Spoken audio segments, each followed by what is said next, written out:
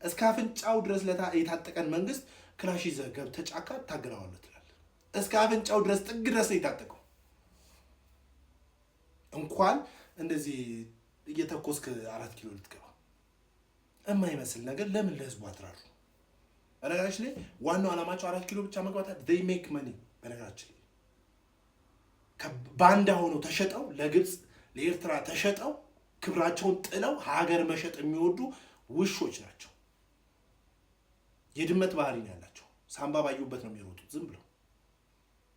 የድመት ፖለቲካ መቦጫጨር ያለበት። ወደዛ ውሰዱት በእናታችሁ። አታስጨንቁ ህዝቡ። እዚህ እየመጣ በየኮሜንቱ ምናምን እንደ ጀግና አትሁን። ዓላማ ላልከው ነገር በዚህኛው በ20ኛው ክፍለ ዘመን ውስጥ ቢያንስ ሀሳብ ሸጬ እገባለሁ 4 ኪሎ ብለህ የሚያስብ ሰው እንኳን የለም።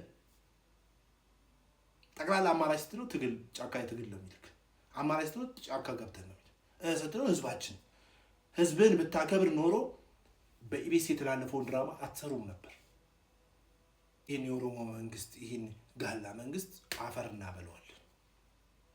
ይችን እንኳን ሰፋ አድርጋችሁ ፖለቲካ መስራት ከብዷችኋል። 65 ሚሊዮን ህዝብ ጋላ አንተ ማትረባ ህዝብ እያልክ የሰደብከው ህዝብ ይገዛልኛል ብለህ እንዴት ታስባለህ? እንዴት አይነት እይታ አይታችሁት ነው? እንዴት ቢሰራ ነው ፖለቲካው?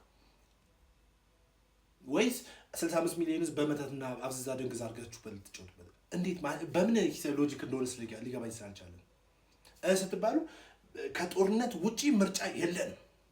ምክንያቱም መኒ ሜክ የምታደርጉበት መንገድ እሱ ብቻ ነው። ሀሳብ ያለው ሀሳብ የሚሸጥ ሰው አየር ላይ ነው የሚቀልቡክ። ሀሳብ አትሸጥም። የትግሬ ፖለቲካ በነገራችን ላይ እርስ በርስ ቢያንስ ሪስፔክት ይደራረጋሉ። ማንም በዛ ደረጃ ወጥቶ እንዲህ ቁሽሽሽ ሲል አታገኘው።